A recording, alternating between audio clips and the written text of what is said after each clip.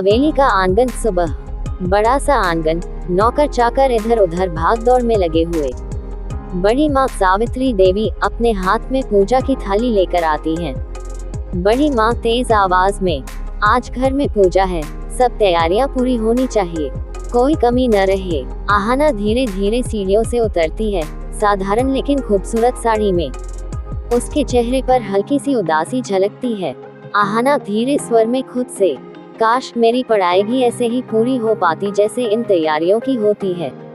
बड़ी माँ उसे देख लेती हैं। बड़ी माँ, आहाना, कब तक सपनों में खोई रहोगी? छोटी बहू हो इस घर की, पढ़ाई लिखाई अब भूल जाओ, अब बस घर गृहस्थी संभालना ही तुम्हारा धर्म है। आहाना चुप रहती है, लेकिन उसकी आंखों में दृढ़ता है। सीन 2। आहाना और अर्जुन का कमर। अर्जुन लैपटॉप पर ऑफिस का काम कर रहा है।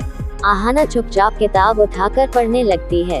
अर्जुन मुस्कुराकर, तुम फिर से पढ़ाई में लग गई, जानती हो ना, माँ को ये सब पसंद नहीं आएगा।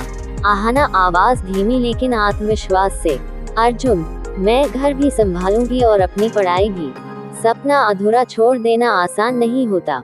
अर्जुन उसकी तरफ देखता है, उसकी आंखों में गर्व की झलक है। अर्जुन, मैं हमेशा तुम्हारे साथ हूँ आहाना, चाहे माँ माने या न माने। सीन 3। रसोई घर। बड़ी माँ और बड़ी बहू सुमित्रा बातें कर रही हैं। सुमित्रा चालाकी से, मां जी, ये आहाना तो हर समय किताबों में डूबी रहती है, छोटी बहू होकर भी घर का काम ठीक से नहीं करती। बड़ी माँ कड़ाई से, हाँ, मुझे भी यही लगता है, अगर आहाना इसी तरह चली तो घर की इज्जत पर आंच आ जाएगी। दोनों एक दूसरे की ओर देखते हैं, मन ही मन योजना बनाते हैं कि आहाना की पढ़ाई को कैसे रोका जाए। सीन 4। पूजा का समय। पूरे परिवार के लोग मंदिर के सामने बैठे हैं, मंत्रोच्चारण चल रहा है। आहाना पूजा में पूरी श्रद्धा से बैठी है।